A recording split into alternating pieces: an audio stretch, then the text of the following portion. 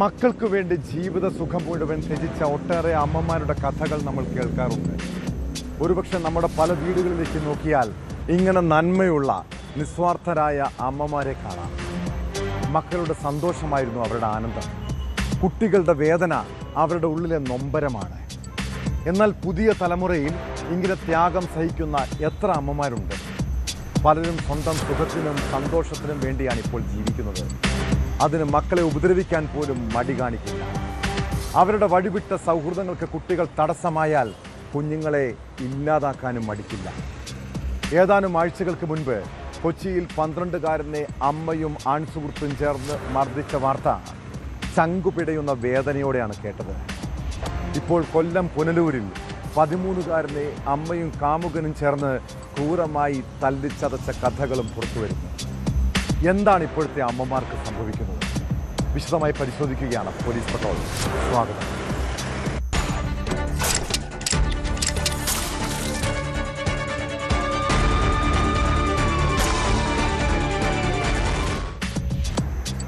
അമ്മയെന്ന് കേട്ടാൽ അവനിപ്പോൾ വെറുപ്പാണ്.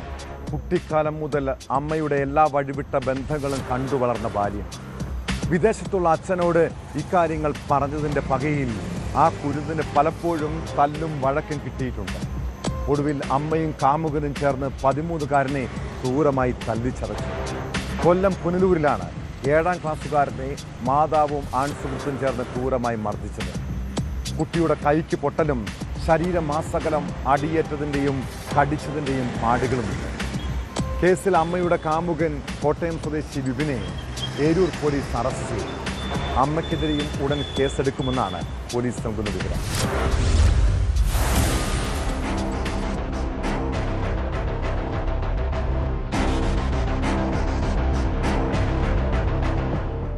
ഏരൂർ കരിമ്പിൻകോണത്ത് കഴിഞ്ഞ ദിവസം രാത്രി 10 മണിയോടെയാണ് കേസിനാസ്പദമായ സംഭവം. മർദ്ദനമേറ്റ 13-കാരനെ നാട്ടുകാരാണ് അഞ്ചലിലെ സ്വകാര്യ ആശുപത്രിയിൽ പ്രവേശിപ്പിച്ചത്. ഏരൂർ കരിമ്പിൻകോണം സുധർമ്മ മന്ദിരത്തിൽ സൗമ്യ, ഇവരോടൊപ്പം താമസിച്ചു വരുന്ന കോട്ടയം സ്വദേശി വിപിൻ എന്നിവർക്കെതിരെ കുട്ടിയുടെ പിതാവ് സജി ഏരൂർ പോലീസിൽ പരാതി നൽകിയതിനെ തുടർന്നാണ് നടപടി. അങ്ങനെ കോട്ടയത്തുള്ള ബിപിൻ എന്ന് പറഞ്ഞ ഒരു വ്യക്തി അവിടെ വീട് പണിക്ക് വേണ്ടി വന്ന് ഇവളും അവനും ഒന്ന് ഭാര്യയും ഭർത്താവും പോലെ ജീവിതം. സൗമ്യ എന്ന് പറഞ്ഞ എൻ്റെ ഭാര്യയുടെ അച്ഛൻ വിദേശത്തായിരുന്നു. ആ അദ്ദേഹം അവിടുന്ന് ഇവരെ വീട്ടിൽ വന്നായിരുന്നു. അപ്പം ഇവരെ വീട്ടിൽ ഈ 2-ാം ഭർത്താവ് എന്ന് പറഞ്ഞ ഇദ്ദേഹം അവിടെ ഉണ്ടായിരുന്നു. അങ്ങനെ ഇയാളെ ഇവർ പിടിച്ചുകൊണ്ട് പോയി തിരുവനന്തപുരത്ത് കൊണ്ട് മെഡിക്കൽ കോളേജിൻ്റെ അവിടെ റൂമെടുത്ത് താമസിച്ചിട്ട് പറഞ്ഞ് പപ്പ നാട്ടിലേക്ക് കുറച്ച് നാളത്തേക്ക് വരണ്ട. അപ്പോൾ ആ വീട്ടിൽ അയക്ക് കയറാൻ ഒക്കത്തില്ല. അങ്ങനെ ഇന്ന് എൻ്റെ മോനെയും വിളിച്ചുകൊണ്ട് ഇവർ രണ്ടും കൂടെ അവിടെ പോയപ്പോഴാണ് ഇതേണൊക്കെ ചെയ്യുന്നത്. ഈ തള്ളയും മോളും ഈ ബിബിനെന്ന് പറഞ്ഞ 2-ാം ഭർത്താവിടെ കണ്ടമാനം ഉപദ്രവിച്ചെന്നാണ് മോൻ പറയുന്നത്. വിദേശത്തായിരുന്ന സജിയുടെ പേരിലുള്ള വീടും പുരയിടവും വിപിനും സൗമ്യയും വ്യാജരേഖ ചമച്ച് ബാങ്കിൽ പണയപ്പെടുത്തിയെന്നറിഞ്ഞത് അന്വേഷിക്കാനാണ് കുട്ടിയെയും കൂട്ടി മുത്തശ്ശൻ പോയതെന്ന് പരാതിയിൽ പറയുന്നു. കരിമ്പിൻകോണത്തെ സൗമ്യ താമസിക്കുന്ന വീട്ടിലെത്തി വിവരങ്ങൾ സംസാരിക്കുന്നതിനിടെ വിപിനും സൗമ്യയും ചേർന്ന് കുട്ടിയെയും മുത്തശ്ശനെയും ആക്രമിച്ച് പരിക്കേൽപ്പിച്ചു എന്നാണ് ആരോപണം. മർദ്ദനത്തിൽ കുട്ടിയുടെ കൈക്ക് പൊട്ടലും ശരീരമാസകലം അടിയേറ്റതിൻ്റെയും കടിച്ചതിൻ്റെയും പാടുകളുണ്ട്. വിവരമറിഞ്ഞെത്തിയ ഏലൂർ പോലീസ് വിപിനെ സംഭവസ്ഥലത്ത് നിന്നാണ് കസ്റ്റഡിയിലെടുത്തത്. സൗമ്യക്കെതിരെ കേസെടുത്തേക്കും. സംഭവത്തിന്റെ എല്ലാ വശങ്ങളും പരിശോധിച്ചു വരുന്നതായി പോലീസ് അറിയിച്ചു.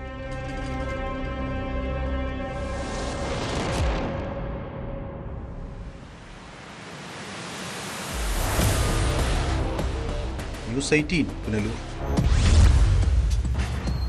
നമ്മുടെ നാട്ടിലെ വീടുകളിൽ ഒറ്റയ്ക്ക് താമസിക്കുന്ന വയോധികരുടെ ശ്രദ്ധയ്ക്ക് രാത്രിയും പകലും വീട്ടിലാണേലും അതീവ ജാഗ്രത വേണം കേട്ടോ. കാരണം കവർച്ചാ സംഘങ്ങൾ പുറത്ത് പതിയിരിക്കുന്നുണ്ടാകും. തക്കം കിട്ടിയാൽ അവർ ആക്രമിക്കാനും കൊള്ളയടിക്കാനും കൊലപ്പെടുത്താനും മടിക്കില്ല. കാസർഗോഡ് കരിന്തളത്ത് വയോധികയെ വീടിനുള്ളിൽ മരിച്ച നിലയിൽ കണ്ടെത്തിയതിൽ ദുരൂഹതയുണ്ട്. കരിന്തളം ഗവൺമെൻറ് കോളേജിന് സമീപം താമസിക്കുന്ന ലക്ഷ്മിക്കുട്ടിയെ കൊലപ്പെടുത്തിയെന്നാണ് സംശയം. സംഭവത്തിൽ പോലീസ് കേസെടുത്ത് അന്വേഷണം ഊർജിതമാക്കിയിട്ടുണ്ട്.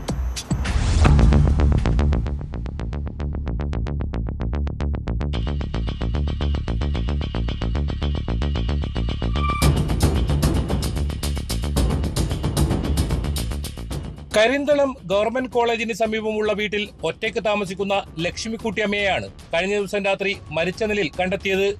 രാത്രിയായിട്ടും വീട്ടിൽ ലൈറ്റ് കാണാത്തതിനെ തുടർന്ന് പരിസരവാസികൾ അന്വേഷിച്ചെത്തിയപ്പോഴാണ് വീടിന്റെ അടുക്കള ഭാഗം തുറന്ന നിലയിൽ കാണപ്പെട്ടത്.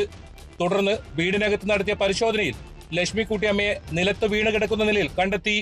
വീടിന്റെ മെയിൻ സ്വിച്ച് ഓഫ് ചെയ്ത നിലയിലായിരുന്നു, ഗേറ്റ് പൂട്ടിയ നിലയിലും. വിവരമറിയിച്ചതിന്റെ അടിസ്ഥാനത്തിൽ നീലേശ്വരം പോലീസ് സ്ഥലത്തെത്തി പരിശോധന നടത്തിയാണ് മരണം സ്ഥിരീകരിച്ചത്.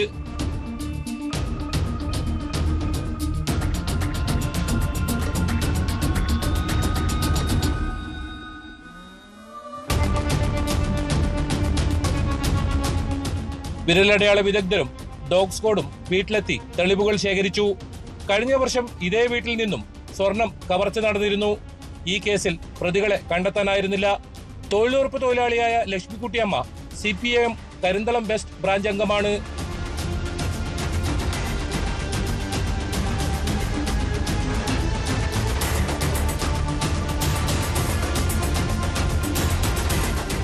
ന്യൂസ് 18 കാസർഗോഡ്. നിസ്സഹായനായി ഒറ്റപ്പെട്ടു നിൽക്കുന്ന മനുഷ്യരെ സംഘം ചേർന്ന് തല്ലാൻ നമ്മൾ മലയാളികൾക്ക് പ്രത്യേക ആനന്ദമാണ്. ഇങ്ങനെ തല്ലുകിട്ടുന്നവൻ്റെ വേദന കണ്ട് സന്തോഷിക്കുന്നവരുടെ മനസ്സ് എത്രത്തോളം വൈകൃതമായിരിക്കും. പാലക്കാട് വാളയാറിൽ ഇതര സംസ്ഥാന തൊഴിലാളിയെ ആൾക്കൂട്ട മർദ്ദനത്തിന് ഇരയാക്കിയതിൽ സ്ത്രീകളുമുണ്ടെന്നാണ് സൂചന. ഛത്തീസ്ഗഡ് സ്വദേശി രാംനാരായണനെ മർദ്ദിക്കുന്ന വീഡിയോകളിൽ നിന്നാണ് സംഭവത്തിൽ സ്ത്രീകളുമുണ്ടെന്ന വിവരം പോലീസിന് ലഭിച്ചത്. ആൾക്കൂട്ട കൊലപാതകത്തിൽ കൂടുതൽ പേർക്കെതിരെ ക്രൈംബ്രാഞ്ച് നടപടിക്കൊരുങ്ങുകയാണ്.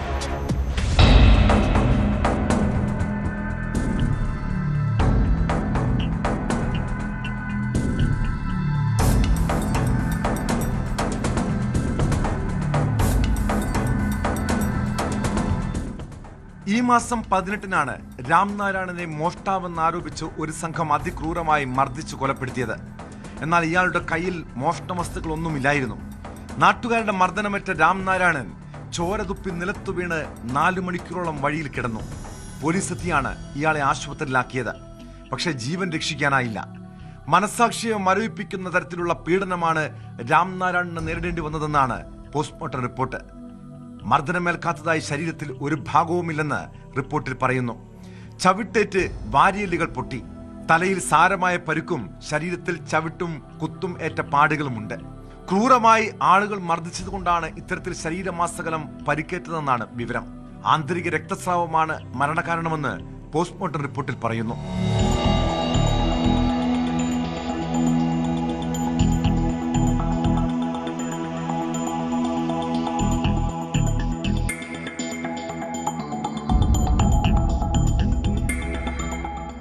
കേസിൽ ഇതുവരെയും 5 പേരെയാണ് പോലീസ് അറസ്റ്റ് ചെയ്തത്. 15ഓളം പേർ സംഭവത്തിൽ ഉൾപ്പെട്ടിട്ടുണ്ടെന്നാണ് പോലീസിന്റെ നിഗമനം. രാംനാരായണനെ മർദ്ദിക്കുന്ന വീഡിയോകളിൽ നിന്നും ചിത്രങ്ങളിൽ നിന്നും തിരിച്ചറിയാൻ കഴിഞ്ഞ 5 പേരെയാണ് പോലീസ് ഇപ്പോൾ അറസ്റ്റ് ചെയ്തിട്ടുള്ളത്. ആദ്യം വാളയാർ പോലീസ് അന്വേഷിച്ച കേസ് ഇപ്പോൾ ക്രൈംബ്രാഞ്ചാണ് അന്വേഷിക്കുന്നത്. പ്രാദേശിക വാട്സാപ്പ് ഗ്രൂപ്പുകളിലടക്കം പങ്കുവയ്ക്കപ്പെട്ട വീഡിയോകൾ അന്വേഷണ സംഘം പരിശോധിച്ചു വരികയാണ്. ഈ പരിശോധനയിലാണ് സംഭവത്തിൽ സ്ത്രീകളും ഉൾപ്പെട്ടിട്ടുണ്ടെന്ന സംശയം പോലീസിനുണ്ടായത്. അതേക്കുറിച്ചും ക്രൈംബ്രാഞ്ച് അന്വേഷണം ആരംഭിച്ചിട്ടുണ്ട്. മർദ്ദനത്തിൽ സ്ത്രീകളും പങ്കെടുത്തിട്ടുണ്ടോ എന്നതിൽ വ്യക്തതയില്ലെങ്കിലും സംഭവ സമയത്ത് സ്ത്രീകളുടെ സാന്നിധ്യം അവിടെ ഉണ്ടായിരുന്നതായി പോലീസ് ചൂണ്ടിക്കാട്ടുന്നു. ആരൊക്കെയാണ് രാംനാരായണനെ മർദ്ദിച്ചതെന്നത് ഇപ്പോഴും വ്യക്തമല്ല.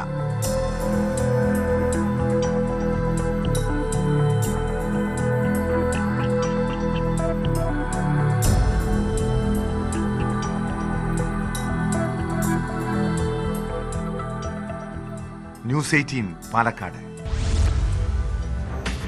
കുട്ടികൾ കൗമാരപ്രായമാകുമ്പോൾ ജന്മം നൽകിയ മാതാപിതാക്കളെക്കാളും ബന്ധുക്കളെക്കാളും അവർ സുഹൃത്തുക്കൾക്കായിരിക്കും ജീവിതത്തിൽ പ്രാധാന്യം നൽകുക. അച്ഛനമ്മമാർക്ക് കണ്ണീർ സമ്മാനിച്ച് ചില പെൺകുട്ടികൾ കാമുകനൊപ്പം ഇറങ്ങിപ്പോകാനും സാധ്യതയുണ്ട്. എന്നാൽ പ്രണയബന്ധം എതിർക്കുകയും മുറിയിൽ പൂട്ടിയിടുകയും ചെയ്തതിൻ്റെ പകയിൽ പിതാവിനെ കൊല്ലാൻ കൂട്ടുനിന്ന ഒരു 17-കാരിയെക്കുറിച്ച് കേട്ടു. ഗുജറാത്തിലെ വഡോദരയിലാണ് അച്ഛനെ കാമുകനും സുഹൃത്തും ചേർന്ന് കുത്തിക്കൊല്ലുന്നത് പെൺകുട്ടി ജനാല വഴി നോക്കി നിന്ന് ആസ്വദിച്ചത്. രാത്രി ഭക്ഷണത്തിൽ ഉറക്കഗുളിക ചേർത്ത് പിതാവിനെ മയക്കിയ ശേഷം പെൺകുട്ടി കാമുകനെ വിളിച്ചു വരുത്തുകയായിരുന്നു. മുൻപും 3 തവണ പെൺകുട്ടി പിതാവിനെ കൊലപ്പെടുത്താൻ ശ്രമിച്ചിരുന്നതായി പോലീസ് പറയുന്നു.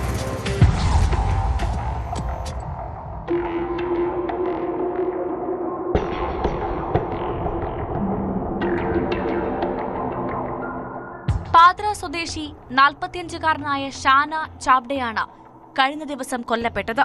ഫോൺ കോളിനോട് പ്രതികരിക്കാത്തതിനെ തുടർന്ന് സഹോദരൻ അന്വേഷിച്ചു വന്നപ്പോൾ ഷാന ചാബ്ഡ മരിച്ചു കിടക്കുന്നതാണ് കണ്ടത്. ശരീരം മുഴുവൻ കുത്തേറ്റതിന്റെ പാടുകൾ കണ്ടതോടെ പോലീസിന് വിവരം അറിയിച്ചു. കൊലപാതകത്തിൽ ഷാനയുടെ മകളുടെ ആൺ സുഹൃത്തിന് പങ്കുള്ളതായി സംശയിക്കുന്നുവെന്ന് സഹോദരൻ മോട്ടി പോലീസിന് മൊഴി നൽകി. ഷാന ചാബ്ഡയുടെ 17 വയസ്സുള്ള മകൾ 25-കാരനായ രഞ്ജിത്ത് വാഗേല എന്ന യുവാവുമായി പ്രണയത്തിലായിരുന്നു. മകൾ പ്രായപൂർത്തിയാകാത്തതിനാൽ പിതാവ് പ്രണയത്തെ എതിർത്തു. ഇതുമൂലം മകൾക്കും ആൺ സുഹൃത്തിനും ഷാന ചാബ്ഡയോട് പകയുണ്ടായിരുന്നുവെന്നാണ് സഹോദരൻ പോലീസിന് നൽകിയ മൊഴി. പെൺകുട്ടിയെയും കാമുകനെയും പോലീസ് വിശദമായി ചോദ്യം ചെയ്തപ്പോഴാണ് കൊലപാതകത്തിന്റെ ചുരുളഴിയുന്നത്.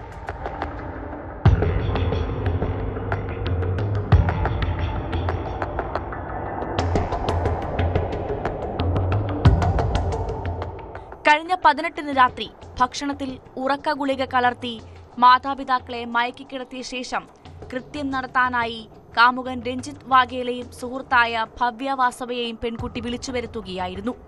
ചാബ്ഡ കൊല്ലപ്പെടുമ്പോൾ ഭാര്യ ഒന്നും അറിയാതെ മയങ്ങിക്കിടക്കുകയായിരുന്നു. പിതാവിനെ കാമുകൻ കുത്തിക്കൊല്ലുന്നത് ജനാലയിലൂടെ നോക്കി നിന്ന പെൺകുട്ടി മരണമുറപ്പാക്കിയ ശേഷമാണ് കിടക്കാൻ പോയത്.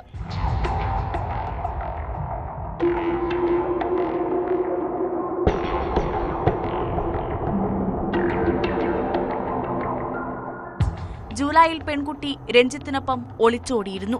തുടർന്ന് ഷാന ഷാഡ്വയുടെ പരാതിയിൽ ഇയാളെ പോക്സോ ചുമത്തി പോലീസ് അറസ്റ്റ് ചെയ്തു. ജയിലിൽ നിന്നിറങ്ങിയ ശേഷമാണ് ഇരുവരും ചേർന്ന് കൊലപാതകം ആസൂത്രണം ചെയ്തത്. ഇതിനു മുൻപ് 2 തവണ പെൺകുട്ടി പിതാവിനെ കൊല്ലാൻ ശ്രമിച്ചിരുന്നുവെന്ന് പോലീസ് പറഞ്ഞു. പ്രണയം അംഗീകരിക്കാത്തതിൽ പെൺകുട്ടിക്ക് പിതാവിനോട് കടുത്ത പകയുണ്ടായിരുന്നു. രഞ്ജിത്ത് വഗേല വരുമെന്ന് ഭയന്ന് രാത്രിയിൽ മകളെ ഭാര്യയ്ക്കൊപ്പം കിടത്തി ഷാന ചാബ്ഡ മുറിയുടെ വാതിൽ കുറ്റിയിടുമായിരുന്നു.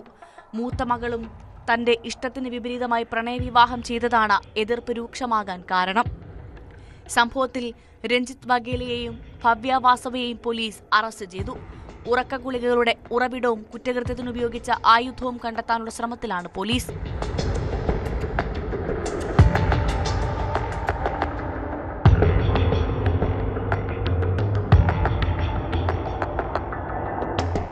News desk, news 18. പണ്ടൊക്കെ നമ്മുടെ ചുറ്റുപാടും നോക്കിയാൽ രാത്രിയിൽ മദ്യപിച്ചെത്തി ഭാര്യയെ തല്ലുന്ന ഭർത്താക്കന്മാരെ കണ്ടിട്ടുണ്ട്. എന്നാൽ ഇപ്പോൾ കാര്യങ്ങൾ കുറേയൊക്കെ മാറി. സ്ത്രീധന പീഡനവും മർദ്ദനവും ഒക്കെ ഉണ്ടെങ്കിലും ഒരനിഷ്ട സംഭവം ഉണ്ടാകുമ്പോഴാണ് പെണ്ണിൻ്റെ നരക ജീവിതത്തെക്കുറിച്ച് പുറം ലോകം അറിയുന്നത്. എന്നാൽ നാട്ടുകാർ നോക്കി നിൽക്കെ ഭാര്യയെ തല്ലിക്കൊന്ന ഭർത്താവിൻ്റെ കഥ ഞെട്ടലോടെയാണ് കേൾക്കാൻ കഴിയുന്നത്. തെലങ്കാനയിലാണ് സ്ത്രീധനത്തെ ചൊല്ലിയുള്ള തർക്കത്തിനിടെ യുവതിയെ കൊലപ്പെടുത്തിയത്. വികാരാബാദ് സ്വദേശിനി അനുഷയെ ഭർത്താവ് പരമേഷ് കുമാർ ക്രൂരമായി മർദ്ദിച്ച് കൊലപ്പെടുത്തുന്ന CCTV ദൃശ്യങ്ങളും പുറത്തു വന്നിട്ടുണ്ട്.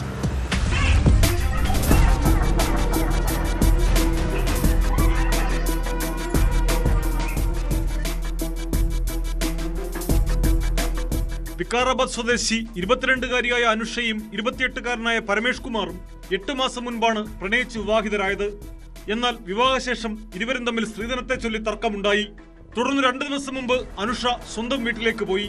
പിന്നാലെ പരമേഷ് കുമാർ അനുഷയുടെ വീട്ടിലെത്തി സംസാരിക്കുകയും അനുനയിപ്പിച്ച് തിരികെ കൊണ്ടുവരികയും ചെയ്തു. എന്നാൽ വീട്ടിലേക്ക് മടങ്ങവേ ഇരുവരും തമ്മിൽ വീണ്ടും വഴക്കുണ്ടാവുകയും ഭാര്യയെ ഇയാൾ അടിച്ചു കൊല്ലുകയുമായിരുന്നു. തടിക്കഷ്ണം കൊണ്ട് യുവതിയെ അടിക്കുന്ന ദൃശ്യങ്ങൾ നടുക്കമുണ്ടാക്കുന്നതാണ്.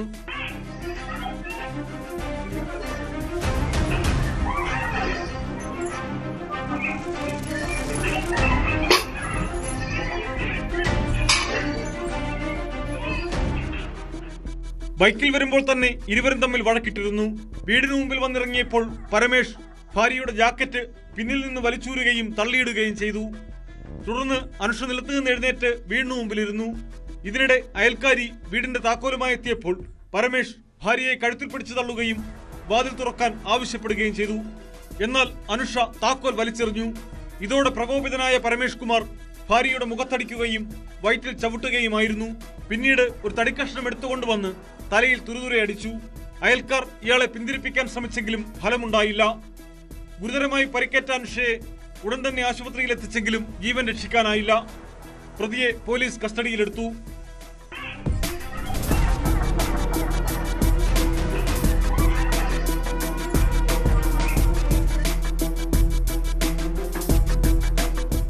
ന്യൂസ് 18 ഹൈദരാബാദ്.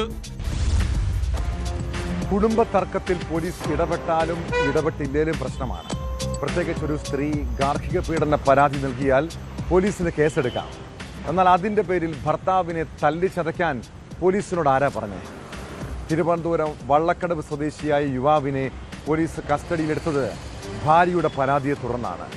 വീട്ടിൽ മദ്യപിച്ച് പ്രശ്നമുണ്ടാക്കിയതിനെ തുടർന്ന് പോലീസ് കസ്റ്റഡിയിലെടുത്ത് സ്റ്റേഷനിലെത്തിച്ച യുവാവിനെ ക്രൂരമായി മർദ്ദിച്ചെന്നാണ് കുടുംബത്തിൻ്റെ പരാതി.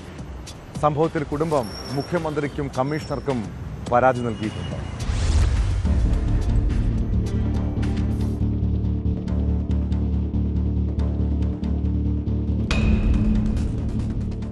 വള്ളക്കടവ് സ്വദേശി ദസ്തഗീറിനെ മണ്ണന്തല പോലീസ് ക്രൂരമായി തല്ലിച്ചതച്ചെന്നാണ് കുടുംബത്തിന്റെ ആരോപണം.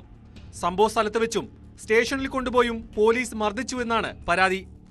മദ്യപിച്ച് ഭാര്യയ്ക്ക് നേരെ അതിക്രമം കാണിച്ചതിനാണ് ഓട്ടോ ഡ്രൈവറായ യുവാവിനെ പോലീസ് വ്യാഴാഴ്ച കസ്റ്റഡിയിലെടുക്കുന്നത്. ദസ്തഗീർ മദ്യപിച്ചെത്തിയ ശേഷം ആക്രമിച്ചപ്പോൾ ഭാര്യ സലീനയും മകനും പോലീസിൽ വിവരമറിയിക്കുകയായിരുന്നു. പിന്നാലെ പോലീസ് എത്തി ഇയാളെ സ്റ്റേഷനിലേക്ക് കൊണ്ടുപോയി. തുടർന്ന് പോലീസുകാർ ലാത്തിക്കൊണ്ട് ക്രൂരമായി മർദ്ദിച്ചെന്നാണ് കുടുംബത്തിന്റെ ആരോപണം. പിൻഭാഗത്തും കാലുകളിലും അടിയേറ്റ നിരവധി പാടുകൾ ശരീരത്തിലുണ്ട്. വെള്ളിയാഴ്ച രാവിലെയാണ് ഇയാളെ ആശുപത്രിയിൽ എത്തിച്ചത്. തിരുവനന്തപുരം ജനറൽ ആശുപത്രിയിൽ ചികിത്സയിലാണ് ദസ്തഗീർ. മണ്ണന്തലയിൽ താമസിക്കുന്ന ഇയാൾ സ്ഥിരമായി മദ്യപിച്ച് വീട്ടിൽ ബഹളം വെക്കുന്നുണ്ടെന്നാണ് പോലീസ് പറയുന്നത്.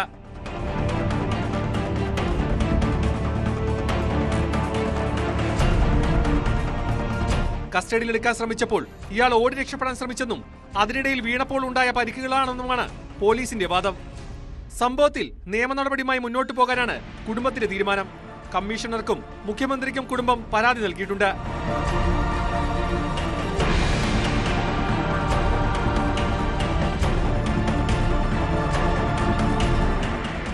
ന്യൂസ് 18 തിരുവനന്തപുരം. കുട്ടികൾ തമ്മിലുള്ള ചെറിയ വഴക്കും പ്രശ്നങ്ങളും ഇപ്പോൾ കുട്ടിക്കളിയായി കാണാൻ കഴിയില്ല. കാരണം മുതിർന്നവരെക്കാൾ വൈകൃതമാണ് ചില കൗമാരക്കാരുടെ മനസ്സ്. സഹപാഠിയെയും സുഹൃത്തിനെയും സംഘം ചേർന്ന് മർദ്ദിക്കുകയും അത് കണ്ട് ആസ്വദിക്കുകയും ചെയ്യുന്നവരെ കുട്ടികളായല്ല കുറ്റവാളികളായി കാണണം. കാസർഗോഡ് 15-കാരനെ സഹപാഠികൾ ചേർന്ന് ആക്രമിച്ച കേസിലേക്കാണ്. 10ാം ക്ലാസ് വിദ്യാർത്ഥി മുഹമ്മദ് ആദിലിനെ ആക്രമിച്ച 11 പേർക്കെതിരെ ഹോസ്ദുർഗ് പോലീസ് കേസെടുത്തു. പരിക്കേറ്റ 15-കാരൻ സ്വകാര്യ ആശുപത്രിയിൽ ചികിത്സയിലാണ്.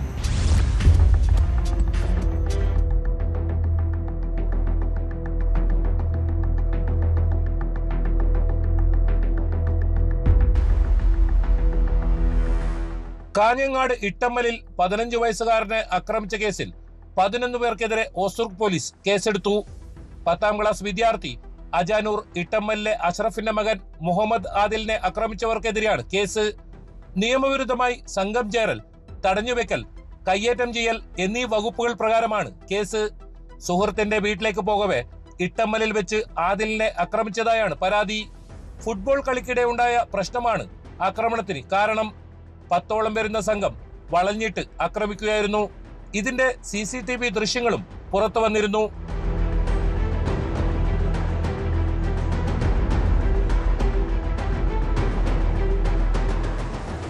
മുഖത്തും കൈക്കും അടിക്കുകയും താഴെയിട്ട് ചവിട്ടി പരിക്കേൽപ്പിച്ചുവെന്നും FIR-ൽ പറയുന്നു. പരിക്കേറ്റ വിദ്യാർത്ഥി സ്വകാര്യ ആശുപത്രിയിൽ ചികിത്സയിലാണ്.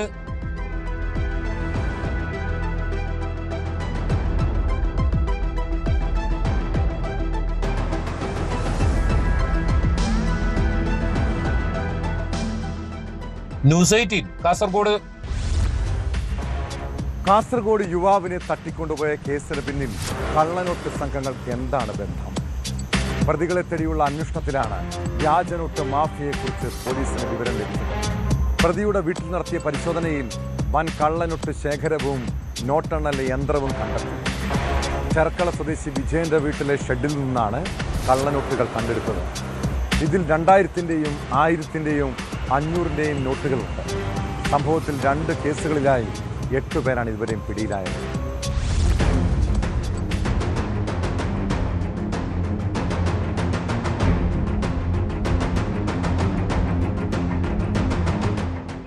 കാസർഗോഡ് നഗരത്തിൽ നിന്ന് പട്ടാപ്പകൽ യുവാവിനെ കാറിൽ തട്ടിക്കൊണ്ടുപോയ കേസിൽ പ്രതിയുടെ വീട്ടിൽ പോലീസ് നടത്തിയ പരിശോധനയിൽ വൻ കള്ളനോട്ട് ശേഖരവും നോട്ടെണ്ണുന്ന യന്ത്രവും കണ്ടെത്തി. ചട്ടഞ്ചാൽ ബെണ്ടിച്ചാലിലെ കെ വിജയന്റെ ചെർക്കള കോലാച്ചിയടുക്കത്തുള്ള വീട്ടിൽ ഷെഡിൽ സൂക്ഷിച്ച നിലയിലാണ് കള്ളനോട്ടുകൾ കണ്ടെത്തിയത്. 2000 രൂപയുടെ 2500 കള്ളനോട്ടുകളും 1000 രൂപയുടെ 50 കള്ളനോട്ടുകളുമാണ് പിടികൂടിയത്. ഇതോടൊപ്പം പിൻവലിച്ച 500 രൂപയുടെ നിലവിലില്ലാത്ത 100 നോട്ടുകളും കണ്ടെടുത്തു. ഇടപാടുകാർക്ക് നൽകുന്നതിനായി കെട്ടുകളാക്കിയ നിലയിലായിരുന്നു നോട്ടുകൾ. ഒരാൾ വന്ന് ഇവിടെ കള്ളനോട്ട് ഈ ഒറിജിനൽ നോട്ടാന്നുള്ള രീതിയിൽ സെറ്റ് ചെയ്ത് അതിനെ ഇയാൾ പരിശോധിച്ച് ഓക്കെയാണെന്ന് പറഞ്ഞ് അത് അവർക്ക് അയച്ചു കൊടുത്തിട്ടാണ് ഇവരെ ബാക്കി ഡീൽ ചെയ്യുന്നത്. അവർ അങ്ങനെ കൈമാറുന്ന ആൾക്കാർ RBIയിൽ കണക്ഷൻ ഉണ്ടെന്നും RBI ത്രൂ ഇത് നല്ല നോട്ടാക്കി മാറ്റാമെന്നും പറഞ്ഞിട്ടാണ് ഇവർ ചെയ്യിക്കുന്നത്. അത് ഞങ്ങൾ ഏജൻസിനെ ഞങ്ങൾ തരാം, നിങ്ങൾ അത് ഡീൽ ചെയ്താൽ മതി എന്നാണ് ഇവർ പറയുന്നത്. കേസിൽ റിമാൻഡിൽ കഴിയുന്ന പ്രതികളെ കൂടുതൽ അന്വേഷണത്തിനായി ടൗൺ പോലീസ് കസ്റ്റഡിയിൽ വാങ്ങിയിരുന്നു. ഇവരെ വിശദമായി ചോദ്യം ചെയ്തതോടെയാണ് വിജയന്റെ വീട്ടിൽ കള്ളനോട്ട് ശേഖരമുള്ളതായി പോലീസിന് വിവരം ലഭിച്ചത്. ഇതിന്റെ അടിസ്ഥാനത്തിൽ പോലീസ് നടത്തിയ പരിശോധനയിലാണ് കള്ളനോട്ടുകളും നോട്ടെണ്ണുന്ന യന്ത്രവും കണ്ടെത്തിയത്.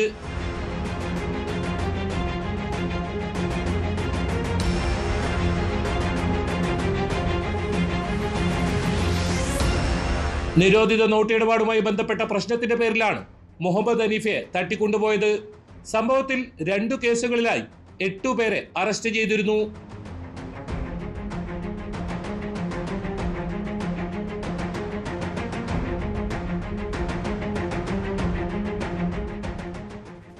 ന്യൂസ് 18 കാസർഗോഡ്.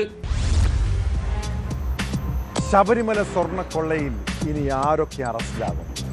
ഹൈക്കോടതി ശക്തമായ വിമർശനം ഉന്നയിച്ചതോടെയാണ് സ്മാർട്ട് ക്രിയേഷൻ CEO പങ്കജ് ഭണ്ഡാരിയെയും ഗോവർദ്ധനെയും SIT പൊക്കിയത്. ഇനി മുൻ ദേവസ്വം ബോർഡ് അംഗങ്ങളായ ശങ്കർദാസും വിജയകുമാറും കുടുങ്ങുമോ? ഉണ്ണികൃഷ്ണൻ പോറ്റിയുടെ മൊഴികളാണ് കേസിൽ നിർണായകം. പങ്കജ് ഭണ്ഡാരിയുടെയും ഗോവർദ്ധന്റെയും പങ്ക് വെളിപ്പെടുത്തിയത് സ്പോൺസർ ഉണ്ണികൃഷ്ണൻ പോറ്റിയാണ്. തട്ടിപ്പിന് ഇരുവർക്കും തുല്യ പങ്കാളിത്തമുണ്ടെന്നും ഇത് സംബന്ധിച്ച തെളിവുകൾ കണ്ടെത്തിയതായും റിമാൻഡ് റിപ്പോർട്ടിൽ പറയുന്നു. ഇവരിൽ നിന്ന് സ്വർണം കണ്ടെത്തിയതായി SIT വ്യക്തമാക്കി. പ്രതികളെ കസ്റ്റഡിയിൽ വാങ്ങാനുള്ള അപേക്ഷ ഉടൻ കോടതിയിൽ സമർപ്പിക്കാനാണ് നീക്കം.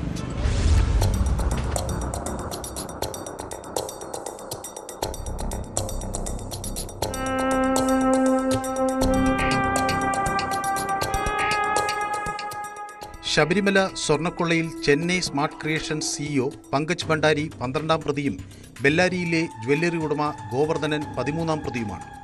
സ്മാർട്ട് ക്രിയേഷൻസിൽ നിന്ന് SIT 109 ഗ്രാം സ്വർണം കണ്ടെത്തിയിരുന്നു. പണിക്കൂലി എന്നോണമാണ് പങ്കജ് ഭണ്ഡാരി ഇത്രയും സ്വർണം വാങ്ങിയത്. ഇരുവരെയും കസ്റ്റഡിയിൽ വാങ്ങി ചോദ്യം ചെയ്യൽ ഉടൻ ആരംഭിക്കാനാണ് തീരുമാനം. കൊള്ളയടിച്ച സ്വർണം കണ്ടെത്തിയെന്നും റിമാൻഡ് റിപ്പോർട്ടിലുണ്ട്. ഗോവർദ്ധനിൽ നിന്ന് 470 ഗ്രാം സ്വർണം കണ്ടെടുത്തു. കേസിൽ ഉന്നതരുടെ പങ്കിനെക്കുറിച്ചും SIT അന്വേഷണം ഊർജിതമാക്കിയിട്ടുണ്ട്. തുടർ അറസ്റ്റുകളും ഉടൻ ഉണ്ടായേക്കും.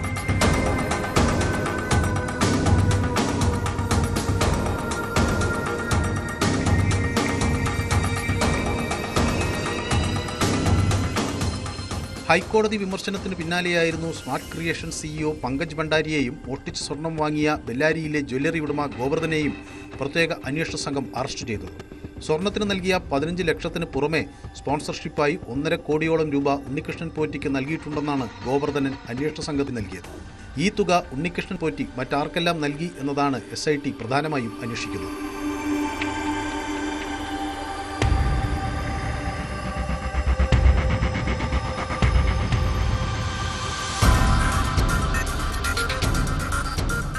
News 18 Thiruvananthapuram. Christmas new year ആഘോഷങ്ങൾക്കായി അയൽ സംസ്ഥാനങ്ങളിൽ നിന്ന് കേരളത്തിലേക്ക് വ്യാപകമായി മയക്കുമരുന്ന് എത്തിക്കുന്നുണ്ട്. യുവാക്കളെയും വിദ്യാർത്ഥികളെയും ലക്ഷ്യമിട്ടാണ് ലഹരിക്കടത്ത്. മലപ്പുറം മഞ്ചേരിയിൽ വിദ്യാർത്ഥികളെ ലക്ഷ്യമിട്ട് വിൽപ്പനയ്ക്കായി സൂക്ഷിച്ച MDMA പിടികൂടി. കഞ്ചാവ് കേസിൽ ജാമ്യത്തിലിറങ്ങിയ പ്രതിയടക്കം 2 പേരെ മഞ്ചേരി പോലീസാണ് അറസ്റ്റ് ചെയ്തത്.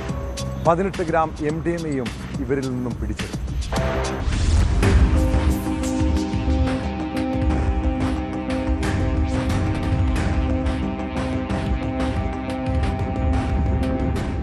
മഞ്ചേരി ടൗൺ കേന്ദ്രീകരിച്ച് യുവാക്കൾക്കും വിദ്യാർത്ഥികൾക്കും വിൽപ്പനയ്ക്കായി എത്തിച്ച MDMA-യാണ് മഞ്ചേരി പോലീസ് പിടികൂടിയത്.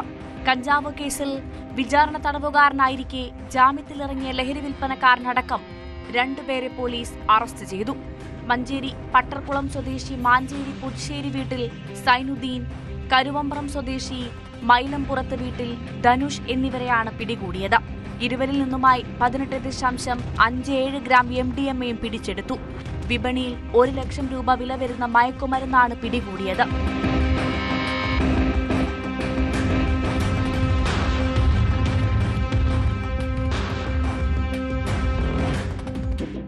മഞ്ചേരി തുറക്കലിൽ നിന്നാണ് പ്രതികൾ പിടിയിലായത്. MDMA തൂക്കാൻ ഉപയോഗിക്കുന്ന ഇലക്ട്രോണിക്സ് ത്രാസ്, ചില്ലറ വിൽപ്പനയ്ക്ക് പാക്ക് ചെയ്യുന്നതിനുപയോഗിക്കുന്ന ചെറിയ പ്ലാസ്റ്റിക് സിപ്പ് ലോക്ക് കവറുകൾ, ലഹരി കടത്താൻ ഉപയോഗിച്ച ആഡംബര കാർ എന്നിവയും പിടികൂടി. പിടിയിലായ സൈനുദ്ദീൻ മുൻപ് 2 തവണ കഞ്ചാവ് കേസിൽ ജയിൽ ശിക്ഷ അനുഭവിച്ചിട്ടുണ്ട്. പ്രതികൾക്ക് സാമ്പത്തിക സഹായം നൽകിയവരെക്കുറിച്ചും അന്വേഷണം ആരംഭിച്ചു. കോടതിയിൽ ഹാജരാക്കിയ പ്രതികളെ റിമാൻഡ് ചെയ്തു.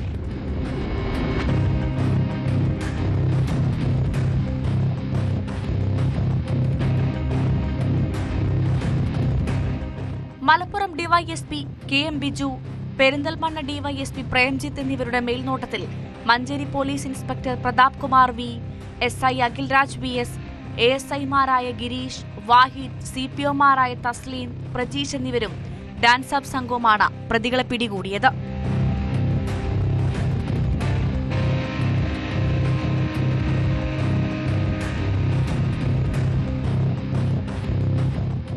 ന്യൂസ് 18 തിരൂർ.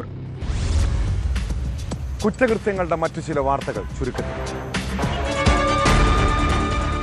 മലപ്പുറം കൊണ്ടോട്ടിയിൽ പരിചയം നടിച്ച് ബൈക്കിൽ കയറ്റിയ വിദ്യാർത്ഥിനിക്ക് നേരെ ലൈംഗികാതിക്രമം നടത്തിയ പ്രതി പിടിയിൽ.